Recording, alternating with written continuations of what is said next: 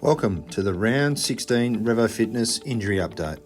In last week's clash against Peel Thunder, unfortunately Jared Hardesty, who suffered some hamstring tightness in the second quarter, won't be available this week. Jared will start his rehab running over the weekend in a bid to be right for next week's game against East Perth. Charlie Malone, who won't be available this week after hurting his ankle last week. Charlie was put through a fitness test last night at training and wasn't able to complete it, which rules him out for this week's game, but we're hopeful he'll be right for next week's game. Jacob Blight, who had some knee soreness coming out of last week's clash against Peel, he wasn't able to complete training throughout the week, which rules him out of this week's game.